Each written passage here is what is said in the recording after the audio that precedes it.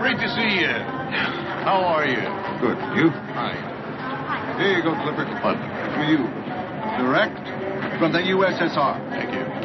It's just what I needed. Here, let me take it. All right. Contractor.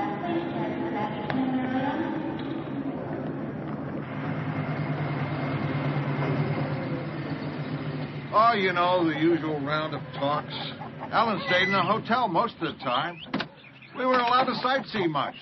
Well, didn't you have any fun at all? Oh, yes. He gave all the Russian committeemen subscriptions to the Wall Street Journal. He will do anything for a laugh. Welcome home! Hello. Oh, good to see you both. too. How you been? Good. How are Добрый день! Hi. Yay! Mwah.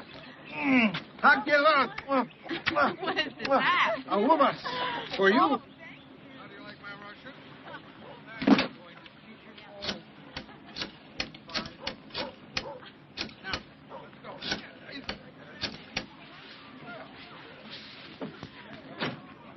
Hello, this is Ellen Cousin.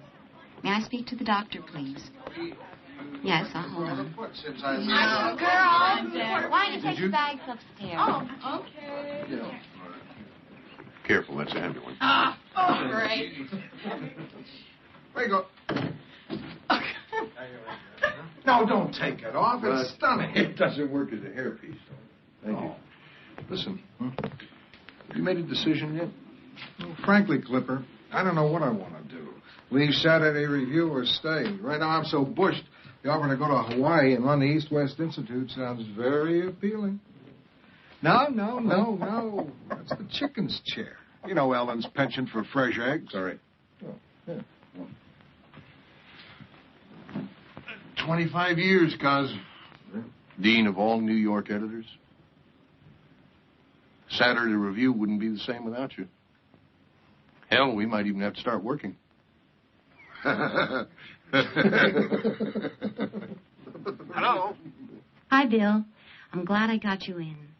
Ellen, when did you get back? We just got back from the airport. Bill, I'm a little concerned about Norman. Why, is anything the matter? I don't know. He's just not right, I can tell. Of course, he says he's all right, but you know how he is. He always says he's all right, no matter what. You better let me talk to him. Oh, good. Hold on a moment. Norman, Bill Hidsey wants to talk to you. I called him.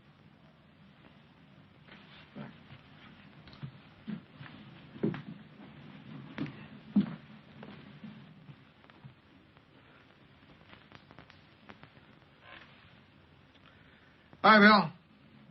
Norman, Ellen tells me you're not feeling well. It's just about gone, whatever it was. Too much borscht, if you ask me. Maybe so, but I still should take a look at you. Bill, I really don't see any reason to come in. I'm all right. You know what I need? A good night's sleep, that's all. That may be, but I'm still going to take a look at you. All right. I'll call your office tomorrow and set up an appointment. That'll be fine.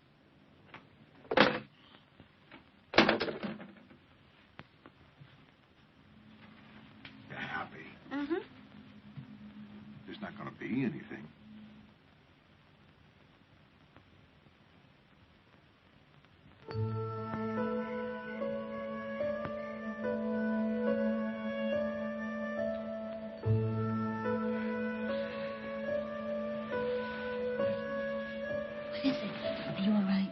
I'm fine. I'm fine. I want to tell you about a dream I just had. What? Jimmy Wong of the China Trade Commission came to me and told me his oldest son tried to date Lamont White's daughter. But she wouldn't go out with him. So Jimmy Wong's second son tried to date her. She wouldn't go out with him either.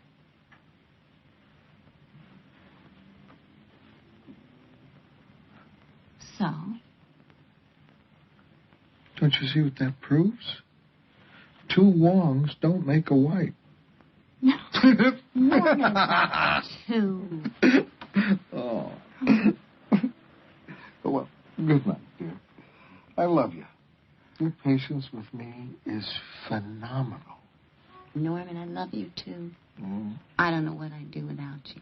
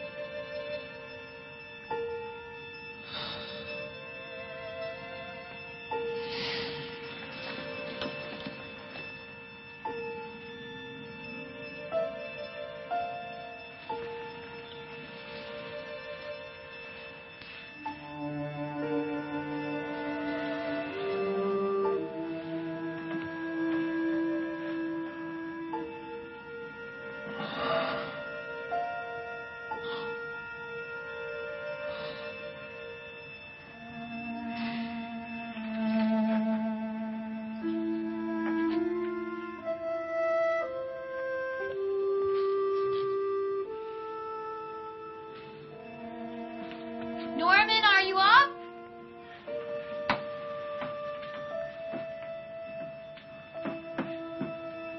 Breakfast is almost ready. I'll be down in a few minutes.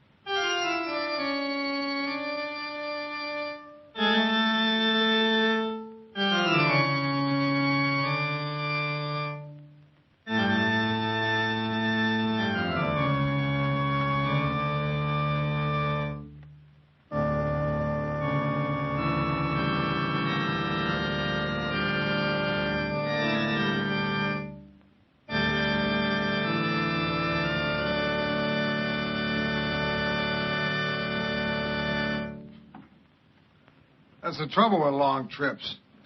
You can't practice. You get rusty.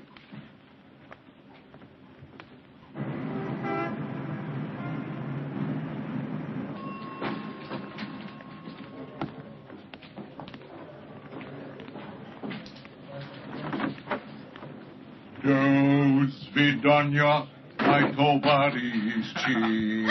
Well, the coffee breaks. Go with the donuts. Beluga caviar, the real thing. Hey, Norman, do we have to eat it? Can't we just sell it? Hi, Joan. Welcome back. It's good to be back. Norman, it's exquisite. Well, it's something I found in Leningrad. They say it once belonged to a cousin of Ivan the Terrible, but don't you believe it? Thank you. I love it anyway. Where would you like to begin? At the top. First of all, your winter lecture tour is shaping up great. Mm-hmm. More responses from colleges and universities than ever before. Good. You're a star. Was there ever any doubt? There's a letter here from Dean Rusk. Would you like me to read it? No. Office of Secretary of State, Washington, D.C. Dear Norman, I want to take this opportunity to commend you and the Saturday Review on the fine work being done. You're performing great service in stimulating serious thought about the overriding questions of the atomic age. May you carry on for many more years. Sincerely yours, Dean Rusk. That's very nice of him. I'll dictate a reply later. What's next? Pick one.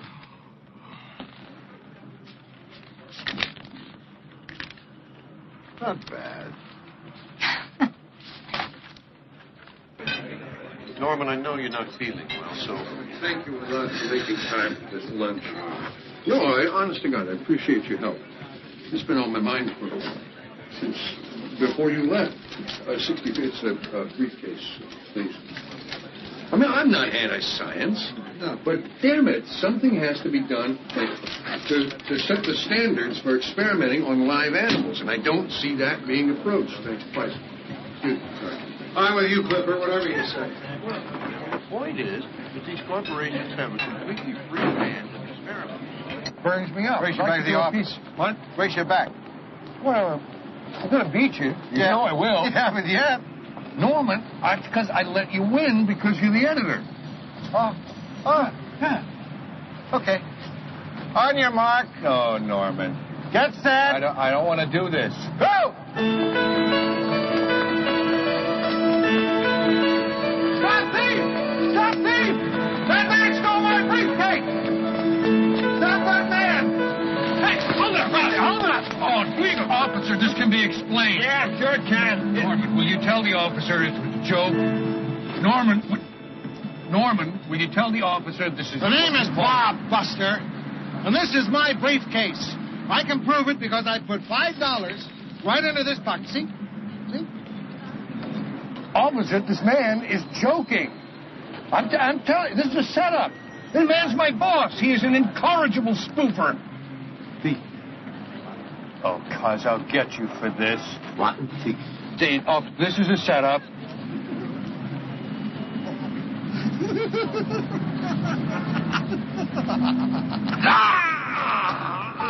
Norman, what is it?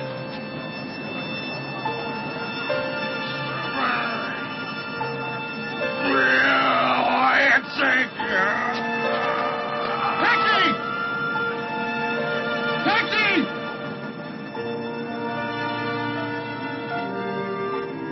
Our bedroom was on the second floor of the hotel in Moscow. We kept the windows open. Diesel trucks kept going by all night. We must have inhaled a lot of fumes. In fact, I remember feeling nauseated every morning. Then at the airport, a big jet swung around in front of us. We caught the exhaust point blank. Could it be the hydrocarbons? Swallow. Bill? How does Ellen feel? Fine. No problem with her.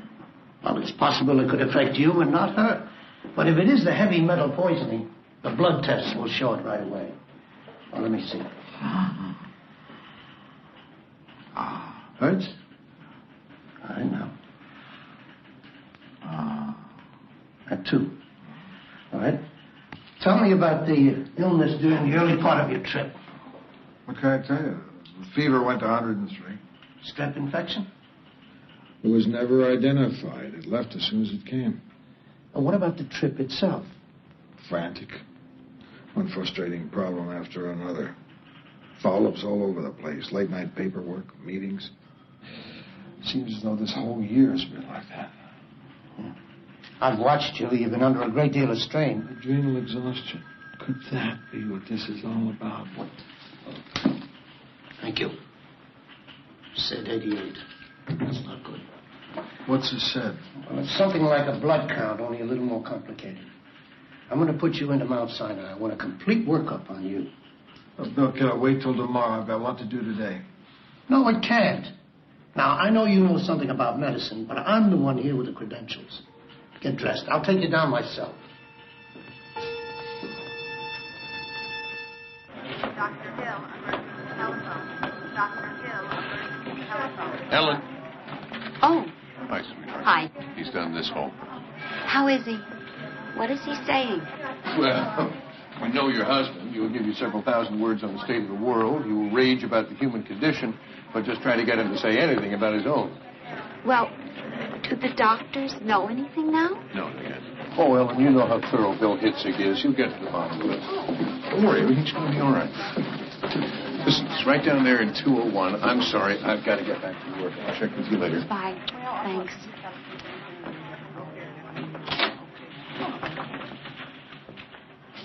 False alarm. Was the cabbage borscht after all? It was the stroganoff. I'll be out in no time. God, Cleveland was so worried I didn't know what to think. Doctor! Doctor!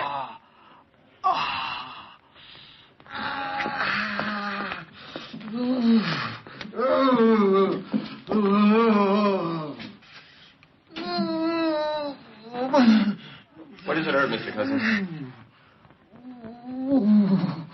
Everywhere.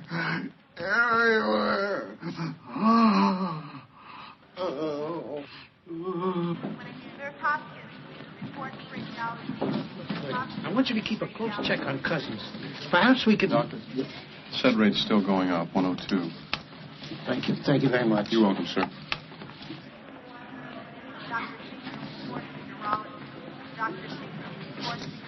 Ellen, I'm sorry. We still don't have a handle on this.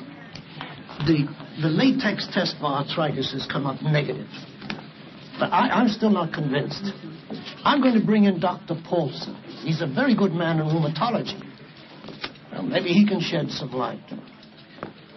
Ellen, why don't you go downstairs and get something to eat? Oh, I'm not hungry. I've got rounds to make. Please don't stay too late. You've got a long ride home. Anything new, I'll call you. Right? Bye. Bye.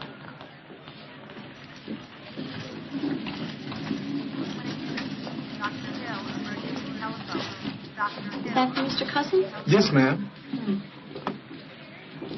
White bread and boiled out vegetables. It's standard. All the Pistons get it. Well, not my husband.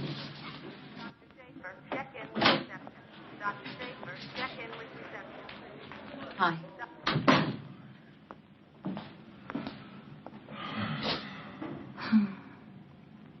Norman, we're going to have to decide what we should say about this. The UN already called about that reception. Say nothing. I don't want people coming down and seeing me here. Norman, illness isn't anything to be embarrassed about. It's a private matter, and I want to keep it that way. Well, what do we tell our children? They'll know you're here. Should we call Amy in Paris? And Pigeon, she'll come running in. I don't want to upset them with this. Say as little as you can. And Shigeko? You know how she'll feel. As little as you can, Ellen. If my brother or sisters call, say even less. Norman, I'm not concerned about your brother and sisters, but I am about our children. You know how they feel already. How you keep them out, shut them out of your personal problems. I just don't see the point in worrying them over nothing. It's not nothing. It's something. There is a problem. And they're not children anymore. I can understand how they feel. Why are we making such a big thing out of this? It'll blow over in no time. I'll be out. Give it 3 days.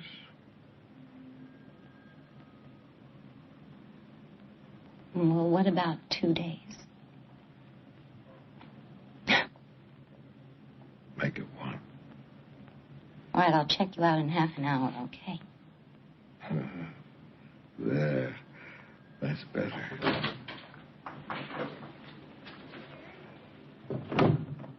What's that? I need some blood, Mr. Cousins. Again?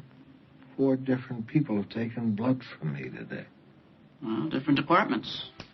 Can't you people coordinate and draw it from the same vial? Your arm, please. Can't you take urine instead? I can spare that a lot easier than I can blood.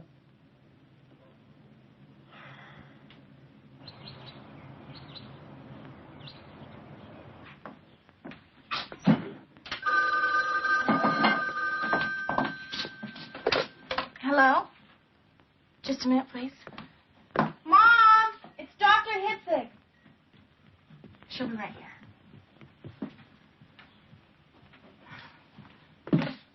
Yes, Bill. Ellen? Dr. Paulson's coming in to see Norman. I may have something for you later today. Will you be here? Of course, I'm on my way. Bye. See you later. Bye-bye. Be back later, darling. Mom.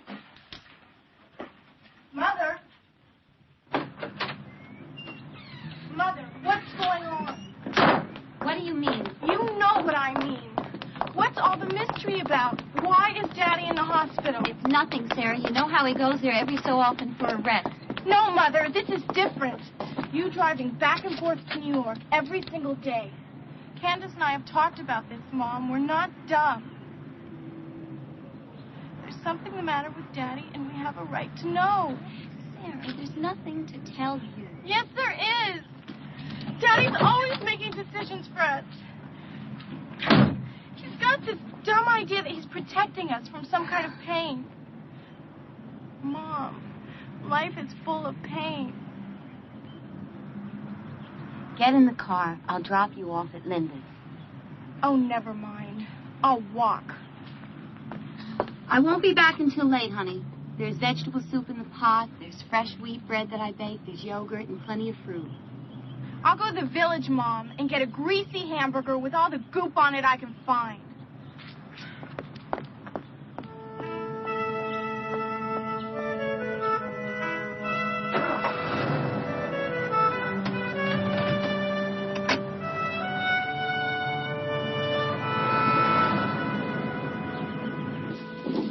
Discuss the elements, the kinks, and the tricks.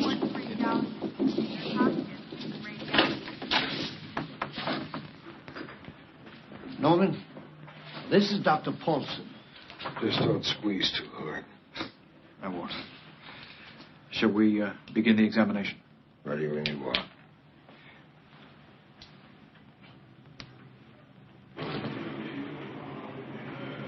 Dr. Silver, telephone. Dr. Silver, telephone.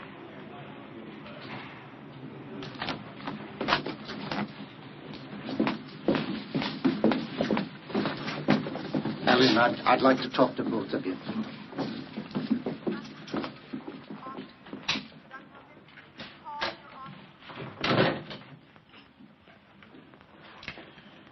Well, Ellen, here's the situation to this point. We seem to have a variety of opinions.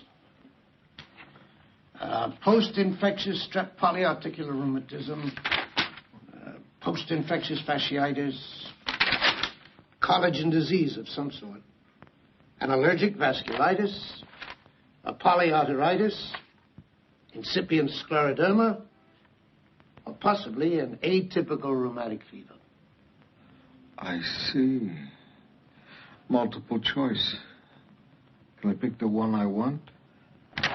Please, Bill, what does he have? Yes, damn it. What have I got? When do I get better? Frankly, Norman, I don't know.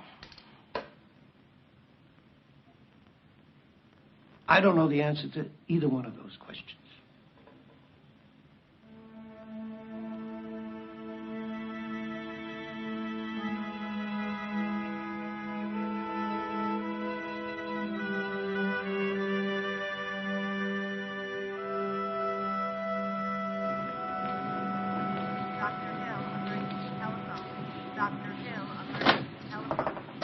Sorry to bother you, Mr. Cousins, but I need some blood.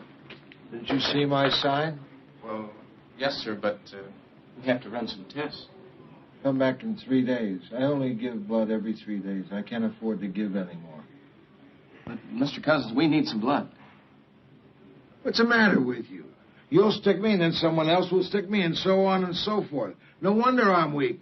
This hospital's bleeding me to death. Now get out of here. Yes, sir. Wait a minute. I'm sorry. Not your fault. Look, I'll make a deal. I'll give blood if all the departments agree to draw from the same vial. Yes, sir. I'll discuss it with Dr. Hitzik. Okay. Now, don't make me move, please. This is the closest I'll ever get to heaven. Take from here.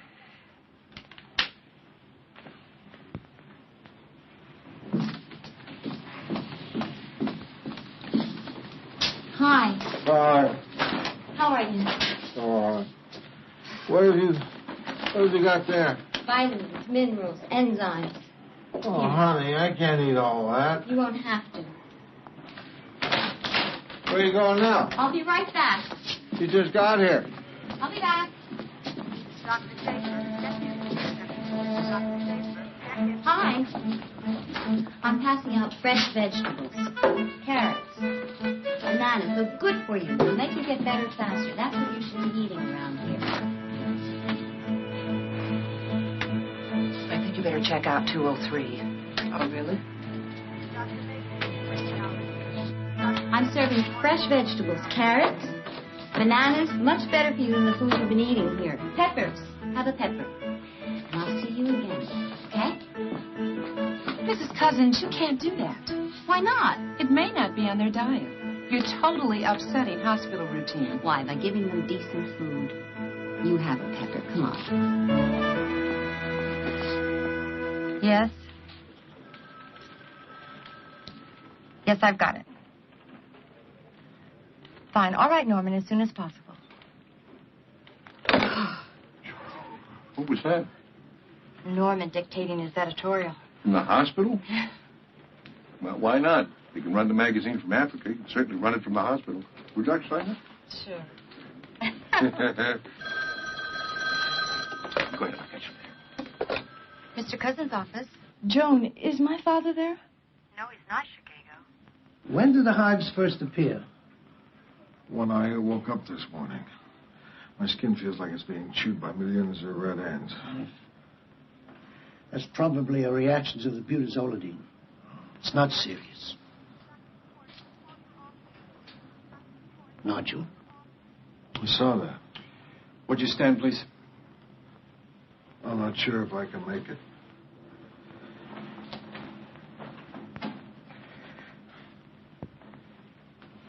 All right. We'll increase the codeine. That'll ease the pain. Mr. Cousins, in my opinion, based on my examinations, you are suffering from some form of paralysis which is progressive. And I think you should prepare yourself for a long-lasting disability.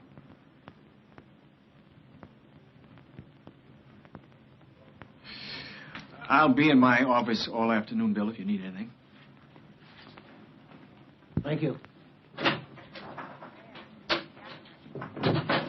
Bill. Now, wait a minute. I'm still not convinced. I've arranged with Dr. Rusk at the Rehabilitation Institute to have you examined by Dr. Ed Lohman. He's the #1 man there. Father, what is it? Why are you here? Be careful, honey. But, Mother, what's the matter? What's wrong with Father? We don't know yet, darling. Dr. Hitzig is trying to figure it out. The girls don't know what this is all about, and I want it that way. You've been through so much yourself, I think you can understand. I want to tell you what we know to this point. Dr. Lohman? Dr. Hitzig. Norman is in room 201 down the hall. I've got an emergency. I'll be back as soon as I can. All right, fine. All right, now, please say when it hurts.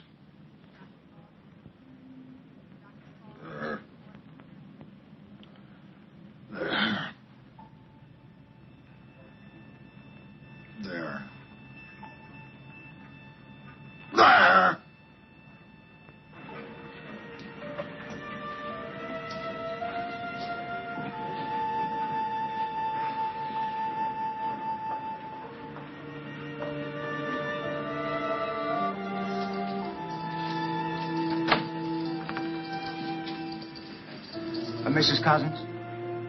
Dr. Blake, recovery. Dr. Blake, please report to recovery.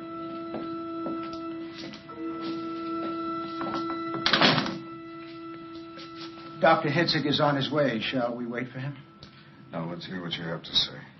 Doctor, do you have a diagnosis? I do, Mrs. Cousins. I'm sorry, but in my opinion, it's a clear-cut classical case of ankylosing spondylitis. Please let me hear it in English, Doctor. Ankylosing spondylitis. It's a degenerative bone disease. It just keeps getting worse and worse. I'm afraid there's no cure.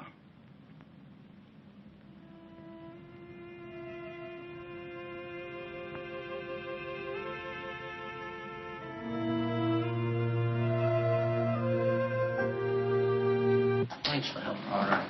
I'll call you? Yes. All right. There's Hopkins.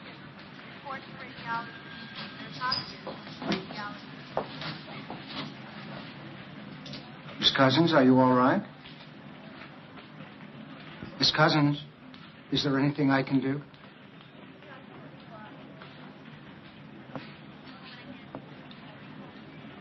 I was 12 years old. I was on my way to school when the atom bomb exploded over Hiroshima. I raised my hand to shield my eyes. My hand was useless after that. It was Father's idea to bring the Hiroshima maidens to the United States to help them with surgery.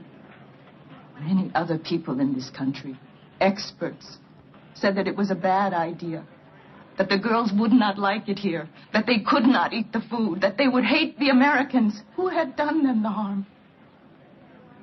Father fought against those people hard. They were wrong. The Hiroshima maidens learned to love the Americans who took them in and helped them. If Father had not adopted me so I could stay in this country, I would not be as I am now. I would not learn to be a nurse and support myself. We must not lose him, Doctor. He's a very special person. Dr. Rubinski. Office. Dr. Rubinski.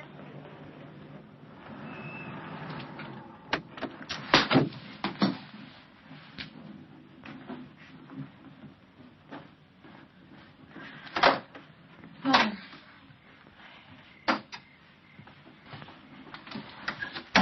Mother, for God's sake, what's going on?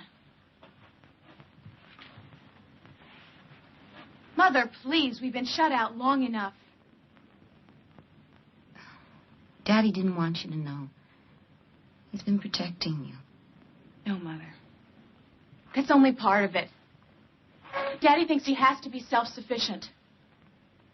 He thinks that getting sick is some kind of weakness he shouldn't be exposing to us. It's more of the same thing. He's making decisions we should be making for ourselves. Mother, what is it? We want to know.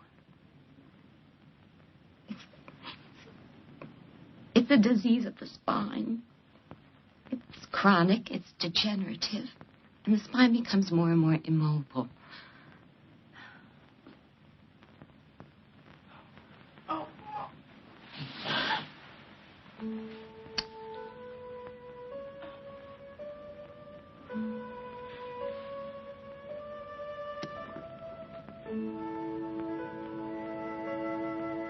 Dr. Albert Schweitzer, Lamborghini, Belgian Congo, Africa. Dear Albert, thank you for your letter and for your concern over my illness. It has been diagnosed as ankylosing spondylitis. It's a degenerative illness of the spine, which I'm afraid is quite serious. I remember you writing about your midlife illness, how it completed your education. You said you joined the fellowship of those marked with pain, that ever after you would understand those who are ill and could better help them. By strange coincidence, I met someone with the same disease as mine. The spine would be frozen, he said. You had to decide to spend the rest of your life sitting up or lying down.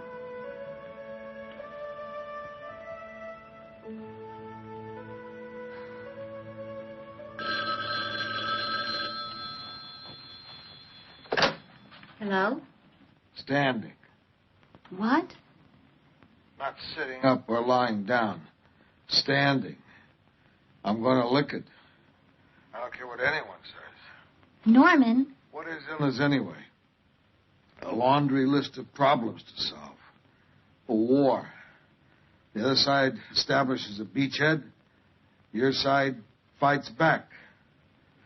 Whatever it throws at me, I'm going to throw right back. Norman, would you please calm down? I am calm. I'm positively passive. Now, I know you're sitting up worrying. Stop it. Go to sleep. Sleep? Good night, darling. Bye.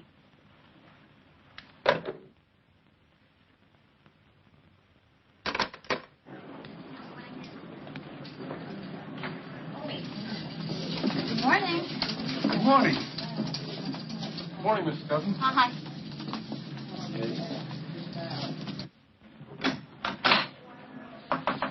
Hi.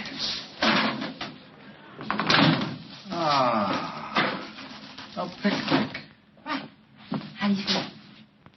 Great. Everything hurts. Let's get rid of some of the garbage. Have some good food. What'd you bring? Fresh everything. How about some apple juice? Give me. Now, are you interested in finishing a conversation that you started at 3 a.m. this morning? Of course. As long as you don't sit on the edge of the bed. Right.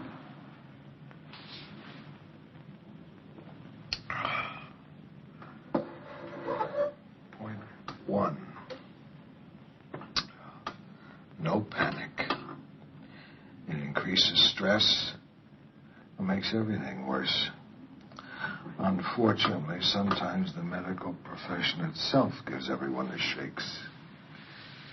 Ellen, I was thinking about the day the insurance doctors turned me down. Evidences of coronary occlusion, they said. Give up the work, go to bed, or you won't make it to your next birthday. Remember when I came home that day? Yes, I do. Candace and Sarah were standing at the gate with their arms out waiting for you to pick them up. Remember what I did? You picked them up. And you threw them in the air again and again, and I thought you'd gone crazy. Ellen, I had a decision to make then as to how I was going to live. I have a decision now as to how I'm going to live. Right? I'm going to keep throwing the girls in the air. Right. Please, call the office. Get the research library. I want to get to know all about this disease. I want to lick it.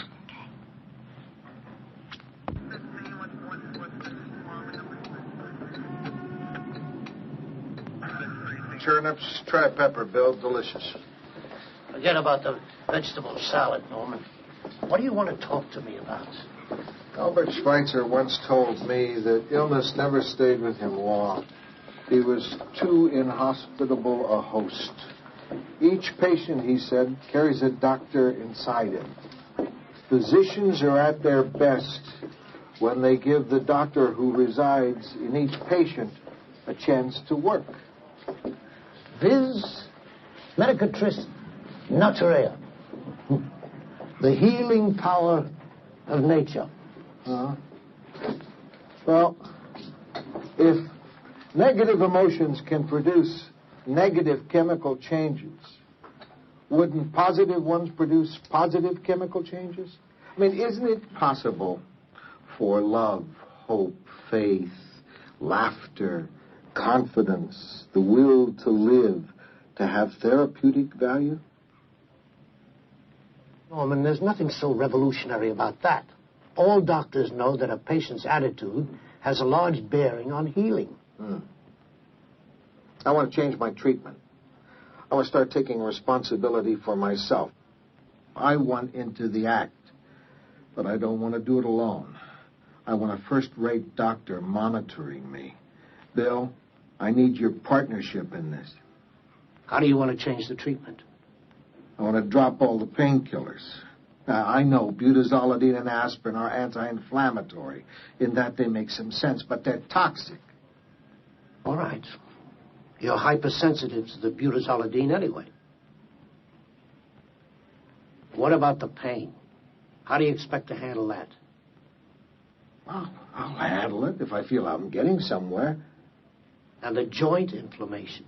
How do we get at that?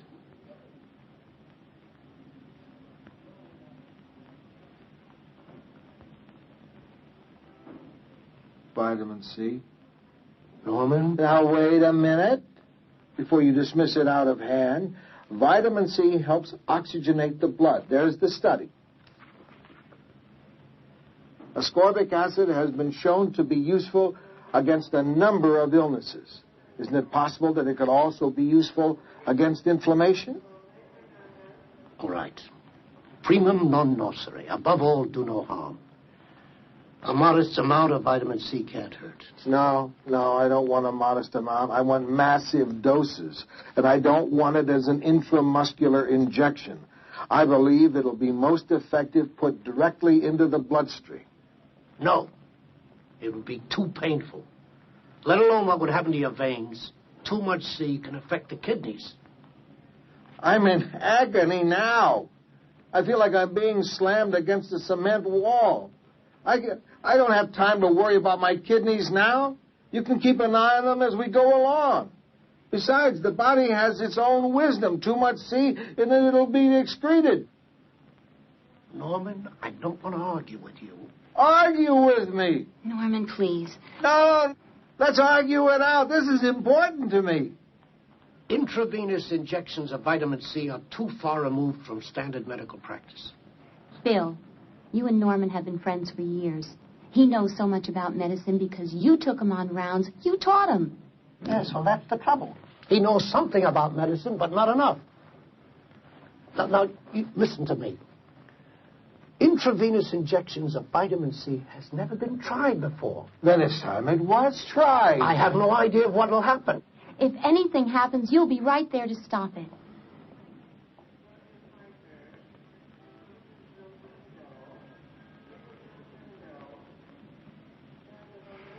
All right. All right. But that's the condition. I say stop, we stop. No arguments, none whatsoever. Agreed. Vitamin C. You're the one who started him in the first place, aren't you? Oh, me? Yes, you.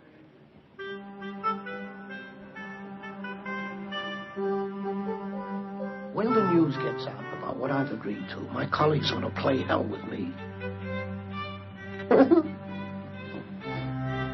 Here, try your pepper now.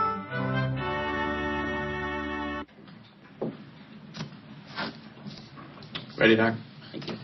The sooner we start, the sooner we'll know.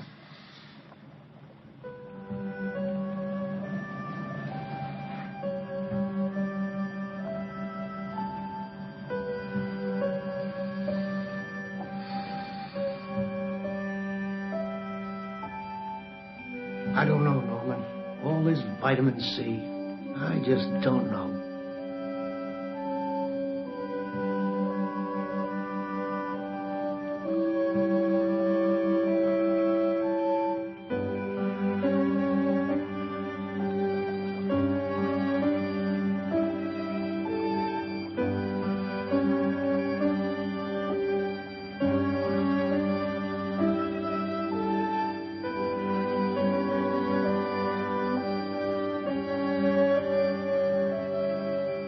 That's it.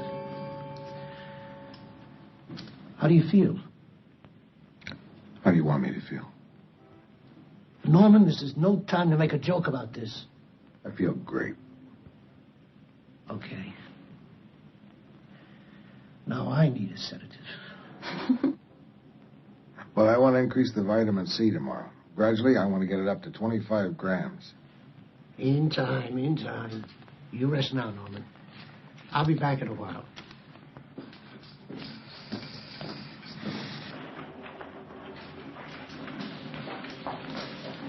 Mr. Cousins' room, please. 201. Thank you.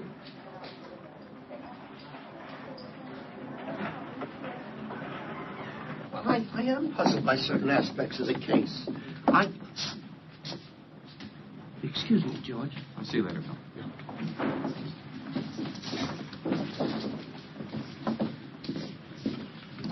Will you patients excuse me? Please go back to your room. Hi, Bill. Oh, now, what is this? Positive emotions.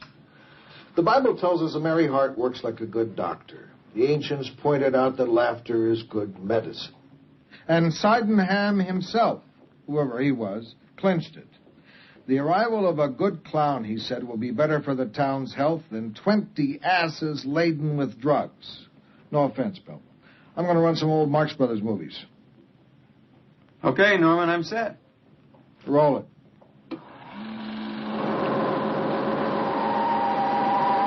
Wait a minute.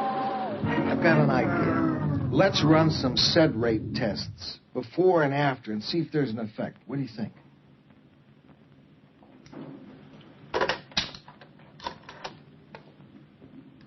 Lad, will you send someone to 201 to draw blood? Thank you.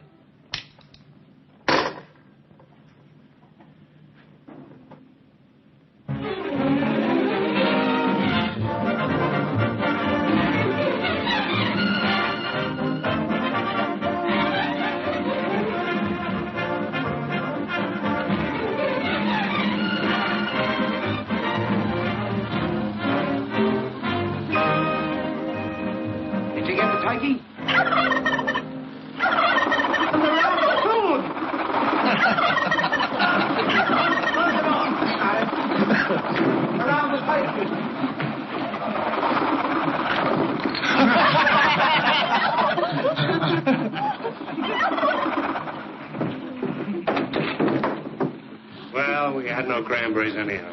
Well, this only goes to prove what I always said. The hotels are no good. Okay,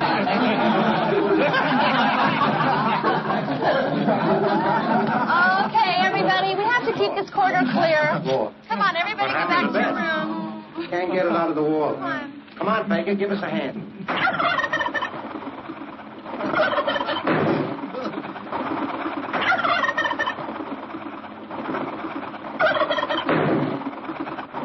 How do you like it? It's the same for my second act. I don't like it. If you don't like it, we'll put in another scene. You can have any scene you want.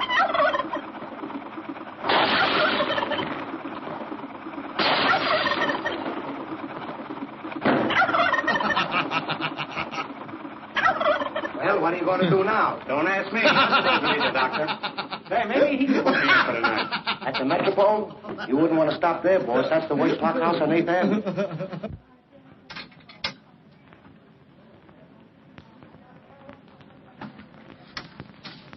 Okay, thanks, Jack. Emergency telephone. Dr. Hill, emergency telephone.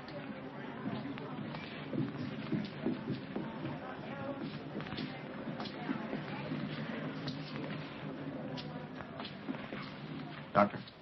Thank you. Well, your SID rate's gone down 6 points. How about that? Tomorrow it's Abbott and Costello. Oh, there's nothing to cheer about yet, Norman. A swing of a few points is meaningless. Oh, I know, but I sure feel good. I think I can sleep now.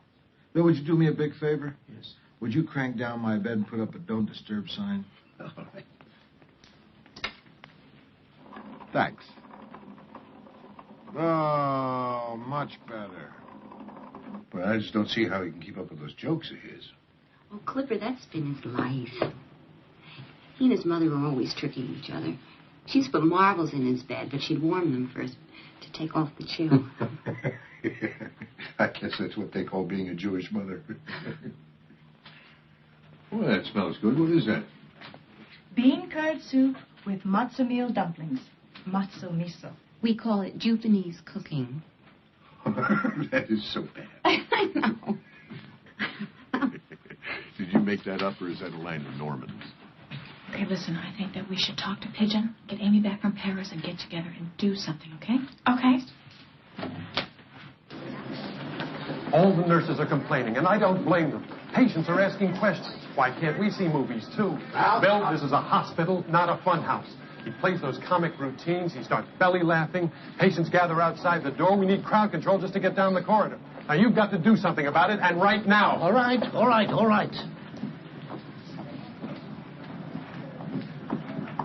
More gauze. More gauze? More gauze. A little more gauze. We don't have any more gauze. That's all the gauze? Yeah. I don't know what happened. We had a small roll of sponge. Sponge. The sponge. You have the sponge. Give me another sponge. I want two sponges. What's the matter?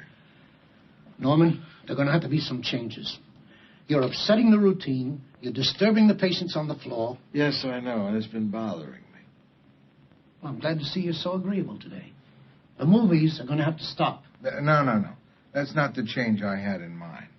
I've been thinking, and I've come to the conclusion that a hospital is the wrong place to get well in. The minute you fall asleep, someone will be in to change the sheets. Damn it, Norman, be fair. It's one hell of a job running a big hospital. Yes, I know. I understand. All right. Still, I've decided it's time for me to move on from here. What are you talking about? You're sick. You're going to need care. I know. Bill, you've got a lovely penthouse apartment at the Mayflower Hotel. I'll rent a small suite there. It'll work out fine. You'll be right on the spot to keep an eye on me, right? It's a beautiful idea. The food will be better, a lot better. The rent will be cheaper, too. Isn't it a great idea? Watch this. 2 points.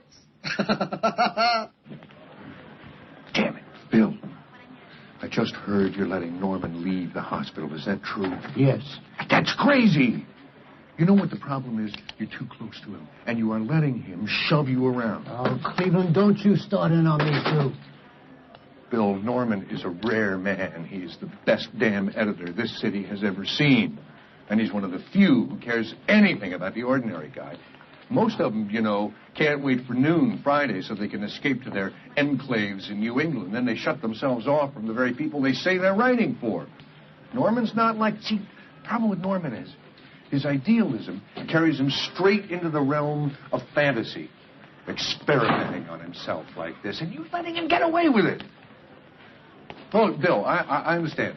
You don't want to argue with him because he's sick. Well, Norman is counting on that. That is abject tyranny on his part. And you're letting him do it. All right, I'll argue with him. Go ahead, Amory. Argue with him. No, I can't argue. This is crazy. Norman belongs in a hospital, not a hotel. Bill, if I got a sick burro, I'm not going to show him Marx Brothers movies. I'm going to stuff him full of the best medicine I can get my hands on. I've tried my best to do that. But this isn't going to work, is it? Can you honestly tell me, did you believe in this cockamamie treatment that Norman's dreamed up for himself? Can you? Cleveland, I've discussed enough medicine for one day. I'm going home to dress for dinner. No, wait. You haven't answered my question, Bill. Do you believe in the treatment that Norman's worked out? The important thing is Norman believes, and I think I should support him. That's not what I asked. You believe it? No, not at all.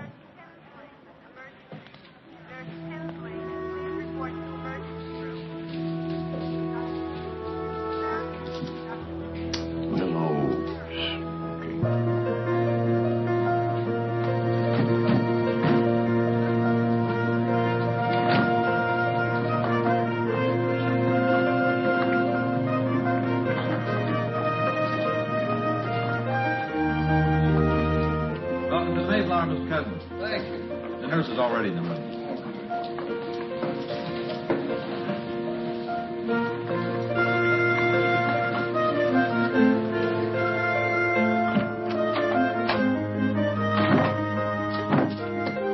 Hello, Mr. Cousins. I'm Nurse Frances. Hi, Frances. Nurse Frances. Hello.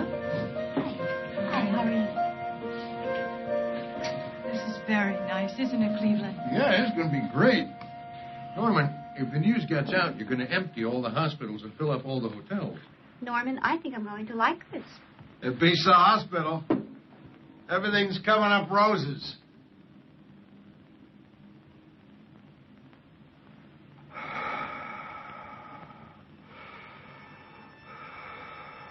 It's different. I haven't had this before. I think it's a cramp. That's all it is.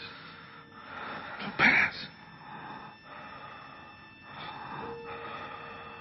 Then, it's locked. My jaw's locked. Don't make any noise, for God's sake. Don't wake up. Easy. Don't panic. Keep quiet.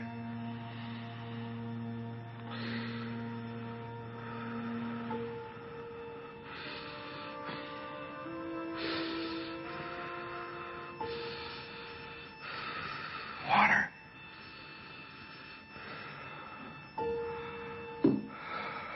Cool.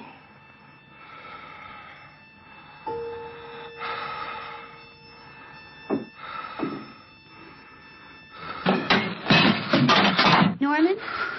Norman! What is it? What is it? Oh, my goodness. No. No, Colville. Norman, please. No. They just put me right back in the hospital. Wait till morning, then we'll see how it is. In the morning. But, darling. No. Oh, please.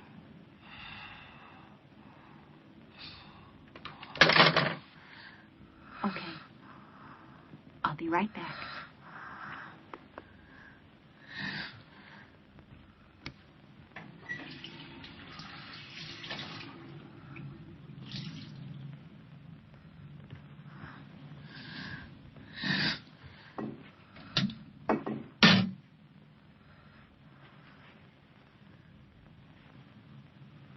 Ellen, What?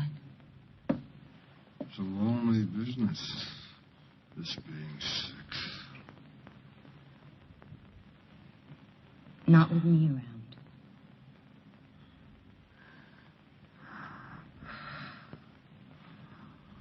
Was I too brash? Was it a mistake to leave the hospital? No. If it was right yesterday, it's still right today.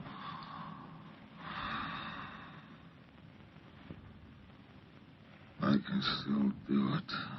What? Throw back whatever he throws at me.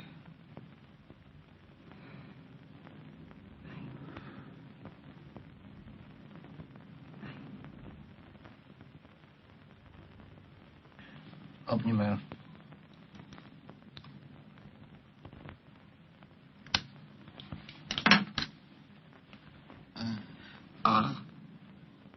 You have anything new to tell me?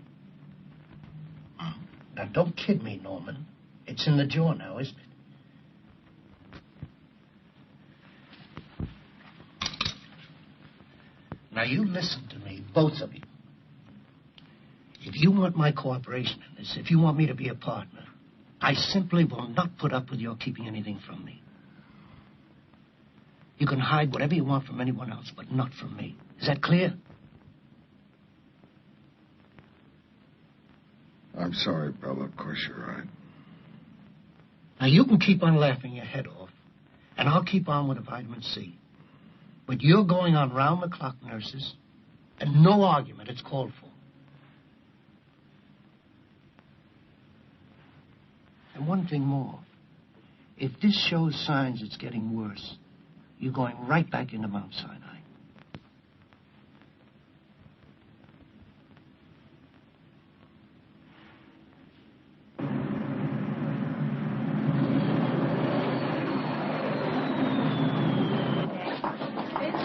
Amy!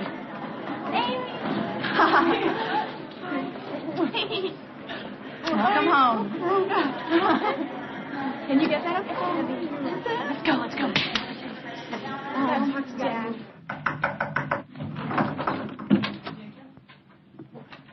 Amy, what are you doing here? Never mind. What We do want you- to talk to you. What? Let's bring him over. Mr. Cousins. Oh, no, it's all right, Francis. These are my daughters. Yeah. Does your mother know you? No, Daddy. Mother doesn't know we're here. She doesn't even know Amy's back. Daddy, Hmm? do you remember what you wrote in the Saturday Review credo? What?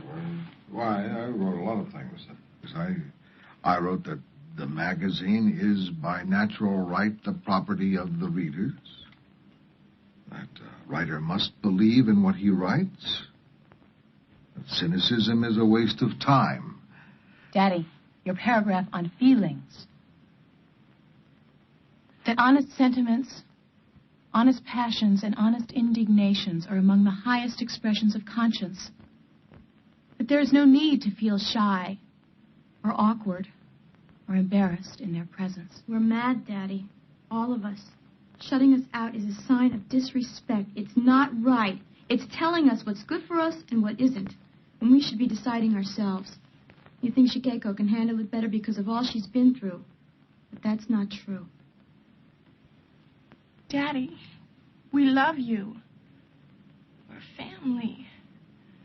We want to be in on this, Daddy. We want to help you with what you're doing. Please. Daddy, please. Don't shut us out.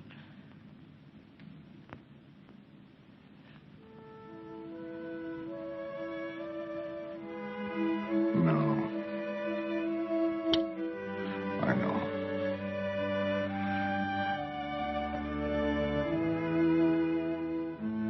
We're in this together.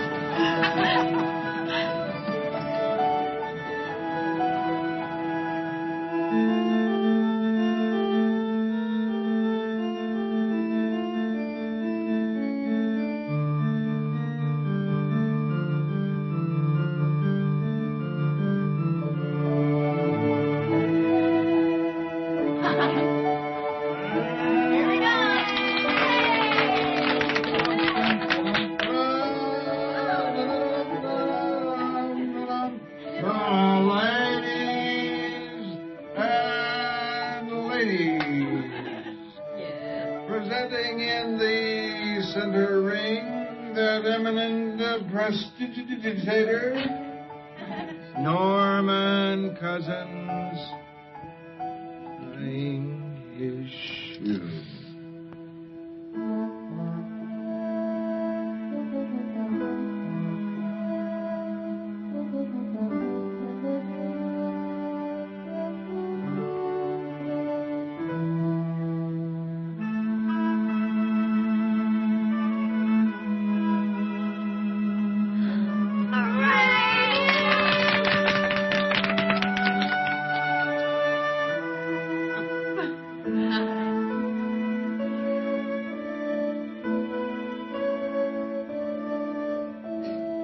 Good morning, Mr. Cousins. Time for your specimen?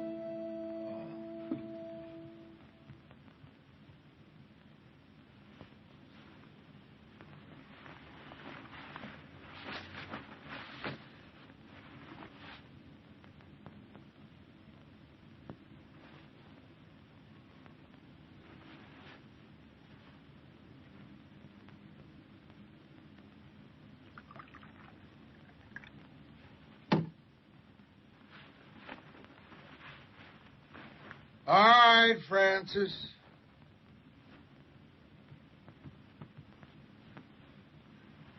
Looks very cloudy. It is. Let me see it. My golly, you're right. Let me run it through again.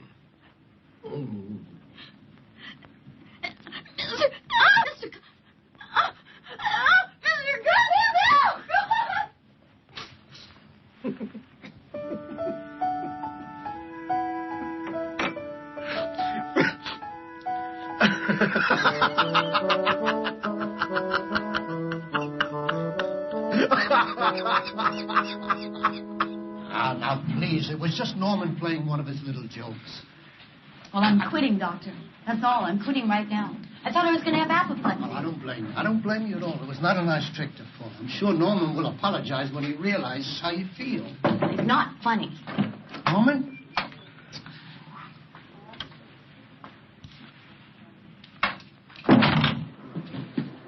Doctor, we just can't have it. Now, we have many older people in the hotel. They need their rest. I understand. Can't Mr. Cousins play the organ more softly? I'll talk to him. Can't he laugh more softly also? I'll talk to him.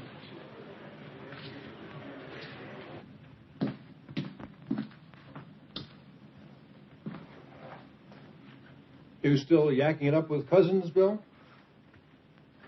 Stu, I don't want to argue with you, but at least try to understand what Norman means. He's not claiming that laughter is going to cure someone. I should hope not. I'd be turning my practice over to Bob Hope. He only means it sets a positive tone, Right. an up mood. So vitamin C can do the job, eh? Still shooting him up, Bill? No, he's taking it orally now. You've got to stop this, Bill. You're practicing placebo medicine. What do you mean, placebo medicine? No medicine at all, just keeping the patient happy. Look, this is going to erupt in a totally different way if it hasn't already. Bill, you're a highly respected physician. Your reputation is impeccable, but you've become the laughingstock of the hospital. I don't like to see that just because you're a good and caring man. You've got to protect yourself. Disassociate yourself from Cousins' nonsense. Thank you, George, for your concern. But I've got to go by what I see. We're getting good results for the first time. Besides, sometimes placebo medicine works better than real medicine. Bill, I know it may not seem like it, but not all of us are laughing. Some of us are still willing to learn from our patients. Thank you.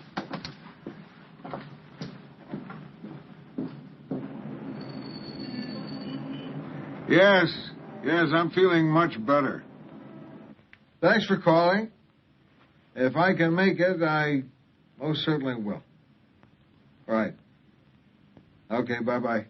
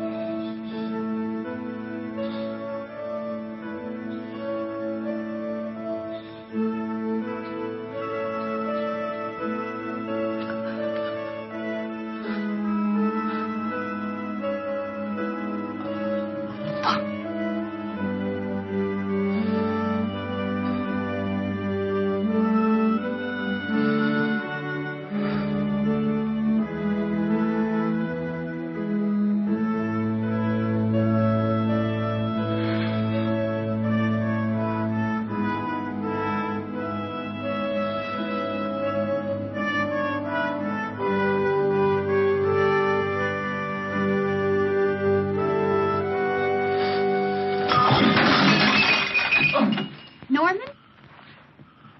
Norman! Let me help you. No. Please, Norman. No. Norman! Honey. No. Okay.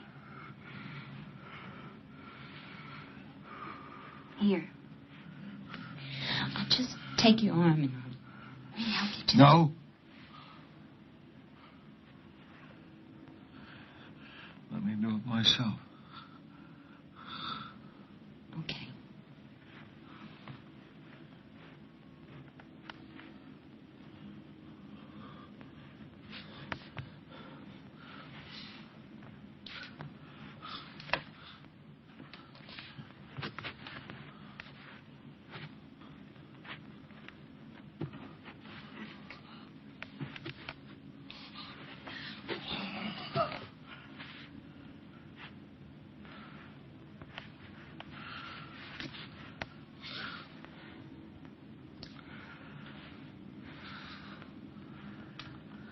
Now you can call Bill. This is nonsense. Norman belongs in a hospital. For God's sake, what's the matter with the two of you? Just because you wish for something doesn't make it so. Cleveland, please keep your voice down. Norman is sick. This is not a head cold he's fighting. He cannot lick this thing just by sheer force of will.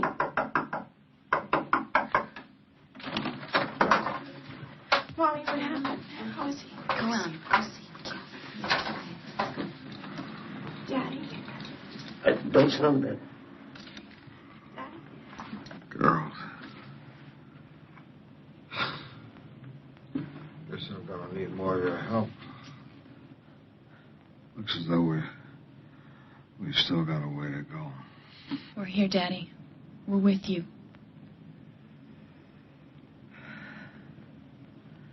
Remember a few years ago when I was teaching you chess? The TV was on. It was an anniversary day of some sort. They began to show pictures of the victims of Hiroshima. I remember.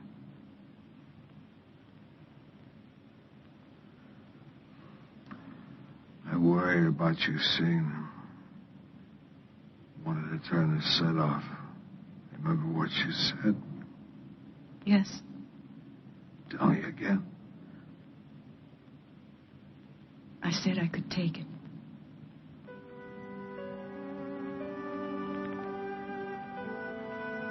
Me too.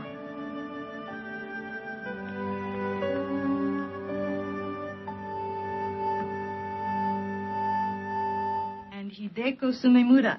You remember her. She was the youngest maiden. She has 2 babies now. Terue Takeda has 3 children. And Yoshi Harada has 2. I see.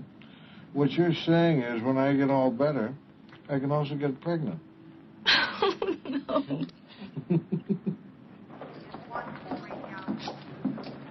Dr. Schwartz, call your office. Well, how's he doing, Bill? Working a miracle, I suppose. Well, he's making very good progress. Frankly, I'm amazed. Really? Then it isn't ankylosing spondylitis. I see. If he gets better, he doesn't have it. If he doesn't get better, he does. Isn't that a hell of a way of arriving at a diagnosis?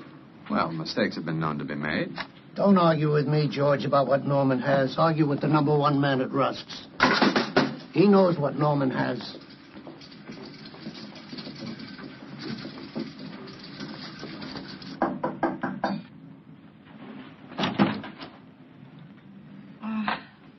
I'm Rose Forelli. I call from downstairs. Come in.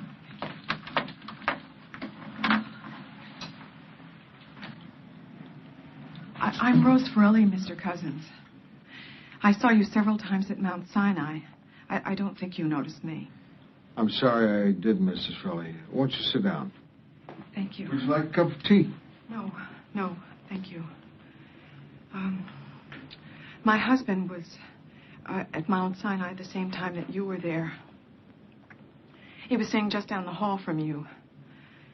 We used to hear you laughing, and your wife brought us fresh vegetable. My husband is very ill, Mr. Cousins. very, very ill. They say that there's no hope. They sent him home to... I'm sorry, Mrs. Furley. They say nothing can be done for him. I want him to go on the routine that you went on for yourself. I heard them talking about it at the hospital. I want you to explain it to me so that we can do it at home. Mrs. Furley, I'm not a doctor. It's not right for me to prescribe. I told you. They say nothing can be done. I can't let it go like that. Excuse me. He's a very good man. And we have a very nice family.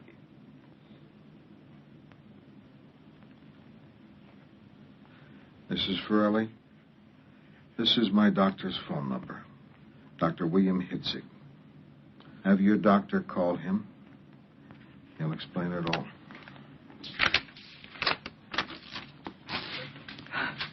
Thank you, Mr. Cousins.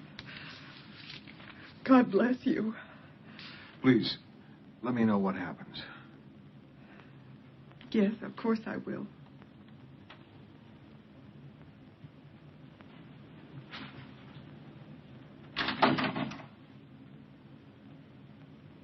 Okay, set? Yeah. Here it comes. Uh-huh. 2 for 2. How about that? It's all right. You're hitting them. Burn it in. Burn it in. Come on. I dare you. Sure. Yeah. Good. All right, wait. Okay. Here it comes.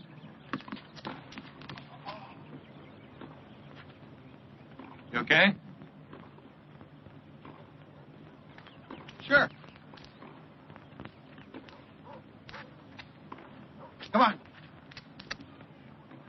Oh, last one. Yeah. Ah! Last one. Ah! Do that. There you go. Almost. How you feel? Great. Oh, that's what I call a workout. Go on, I'll buy you a nice tall drink. It's my coat. No, that won't work.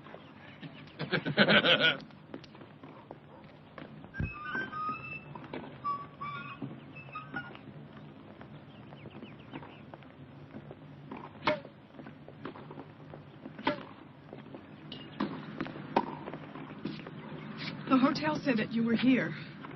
Miss Furley, what happened? Did your doctor call mine? Yes, Mr. Cousins. Your doctor told my doctor that your regimen is a lot of bull.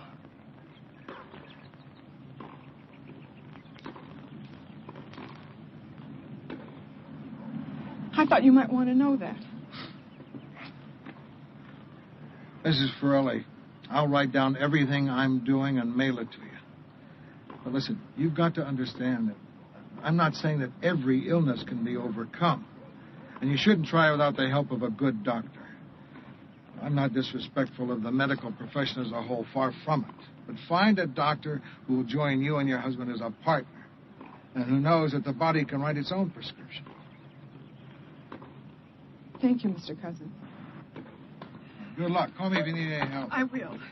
Goodbye. Clipper, I'm going to change. Then take me to Hitzig, will you? Any questions? Well, that'll be all. Thank you. Dr. Hill, emergency telephone. Dr. Hill, emergency telephone. Dr. Schaefer, check in with reception. Norman. Bill, did you tell Mrs. Farrelly's doctor that the regimen I'm on is a lot of bull? No. Norman, I've got an important meeting. Mrs. Farrelly said her doctor told her... I did not use that word. If it was used, it was her own doctor's embellishment. But you did say to him that you didn't believe in what I was doing. No, Norman. I do not believe in vitamin C therapy. Well, I'm a lot better. Look at me. Yes, I know. And they all said that kind of a treatment never... I know what they said. Well, why am I getting better? What is it? I don't know why. I don't know what it is. I don't know if it's remission or misdiagnosis or placebo effect or sunspots. I don't know if your progress will continue or the whole thing will tumble down on you without notice. Why have you gone along with it all this time? Because you believed. Because nothing else was working. Because I love you and I'm willing to try anything, reasonable or otherwise. But don't ask me to believe in something that has only the most superficial kind of research validity.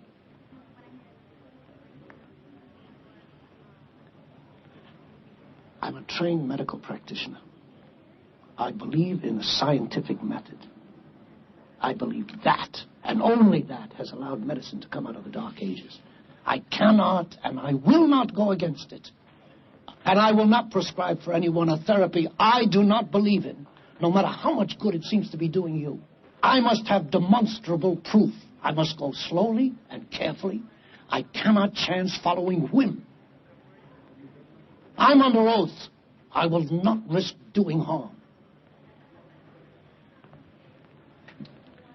That proves I'm a whole lot better. You're willing to argue with me. All right, Norman, you believe as you will, and I'll believe as I do. Bill, I think it's time to give this body of mine a real test. What would you say if I told you I was going to the beach? Norman, are you insane? You're going to kill yourself. No. I'm just going to beat this thing.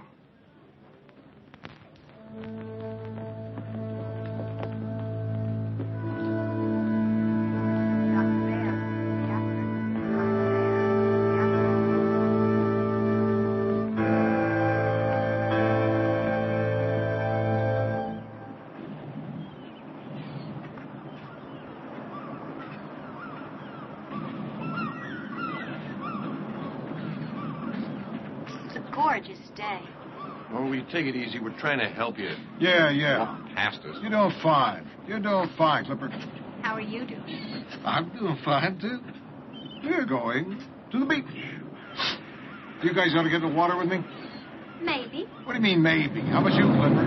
I don't hear you. You first. It's going to be, bracing. It's going to be What an bracing. unfortunate word choice, Norman. All right, let's take them off. Hold still.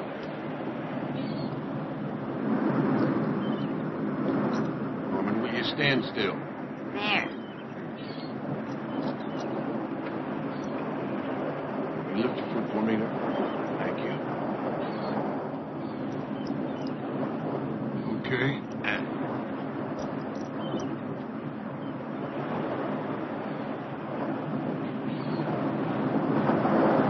Nice and slow, cuz.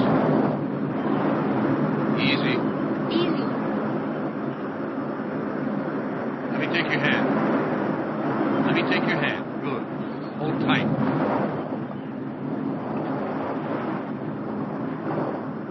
Be careful. No, hon. Okay. Slow. Careful of these rocks, cuz. Okay. Let me do it alone. No, Norman.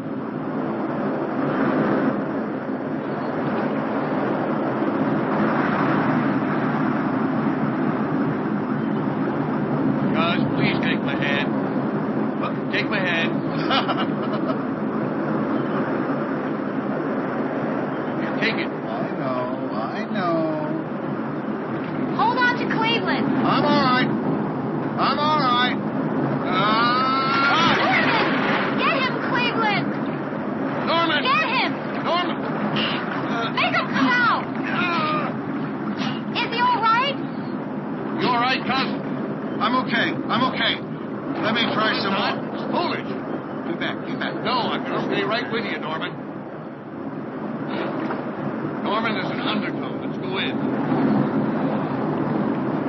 Watch out. There's a wave coming. What? Another wave. Come on, let's walk in. What? Please, Cleveland, let's stop now.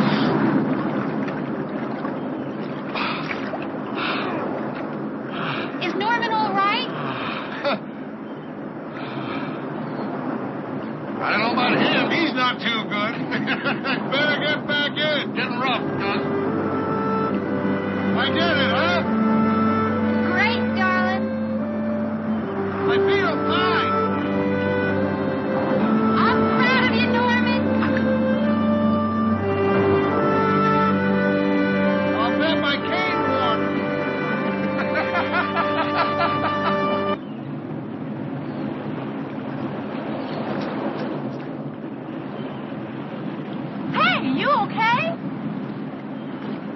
Huh? Are you okay? Yeah. I'm okay. Are you sure? Are you kidding? By tomorrow, I'll be surfing. Go for it.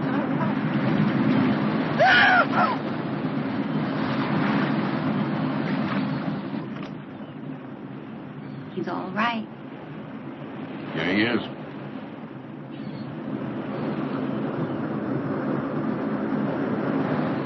You know, when he was a boy, his family used to call him the professor. He had something to say about everything. And he also had a very strong mind of his own. Good thing, too.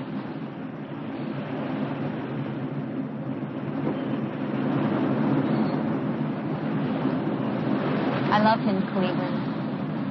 You know, I never thought it was possible to love anyone so much.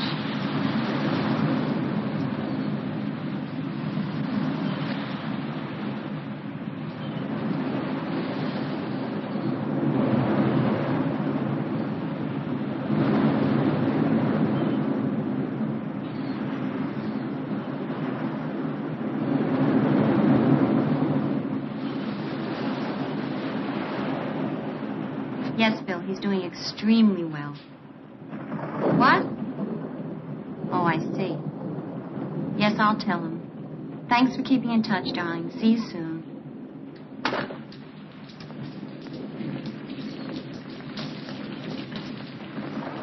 That was Bill Hitzig.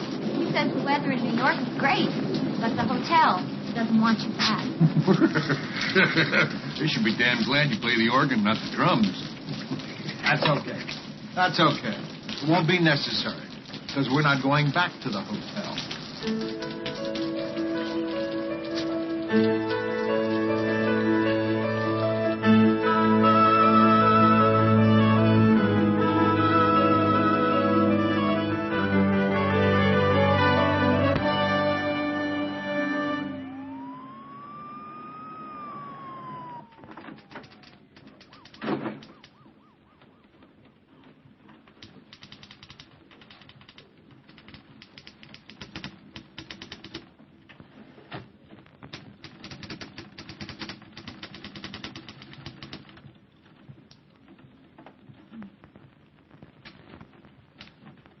Excuse, please.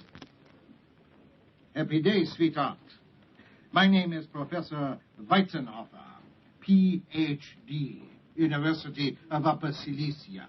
My card, if you please. Yes, Professor, what can I do for you? Exactly. You see, sweetheart, I have geschrieben un paper on the Krippit Martians. The Krippit Martians by Professor Joseph Weizenhofer, Ph.D. The Krippit marshes are wonderful marshes. They are big marshes. They are deep marshes. They are very wet marshes. Professor. They suck people in. What the hell's going on here, Joni? Ah, Mr. Norman Cousins. Mr. Norman Cousins, to be sure. Such pleasure, Professor Weizenhofer. Congratulations. I have chosen you to publish my paper on the Krippit Marsh. You see, the Krippit Marsh by... Professor, this is not Mr. Cousins. Nine? Then where is Mr. Cousins? That's what I've been trying to tell you. Mr. Cousins isn't here. No? So I wait. I go into his office. I sit and I wait.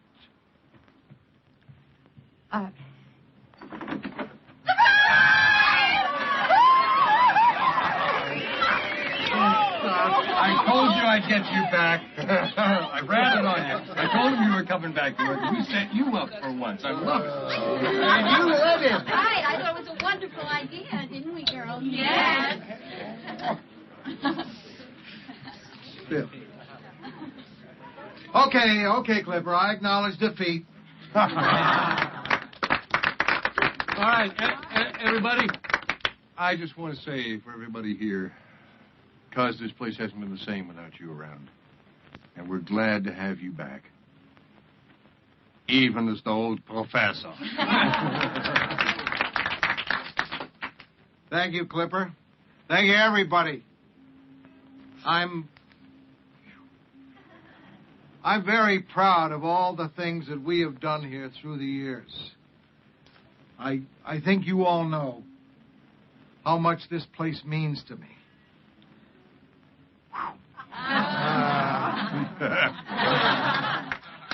Next to my family, nothing means more. Illness is a great clarifier. We get well, not simply to get well, but to do something. This is what I do. I edit the Saturday Review, and I plan to go right on doing it.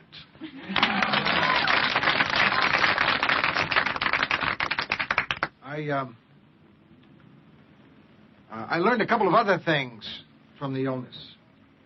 It brought about greater understanding between my daughters and myself, and it reaffirmed the value of a close family. I found out that there are some doctors who are all too quick to pronounce doom, and you must never underestimate the power of positive emotions, nor the incredible regenerative powers of the mind and body. Now I want to say something about the one I consider to be the real hero in all that's taken place, Bill Hitzig.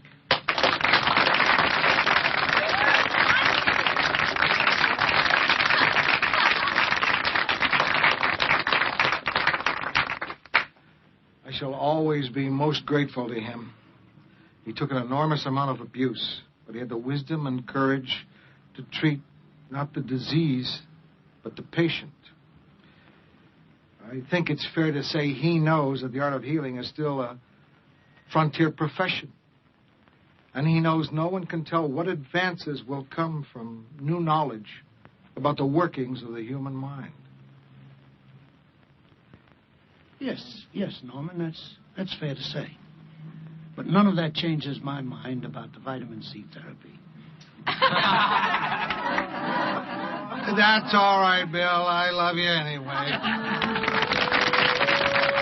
Where's that champagne? All right, Joan, you ready to work?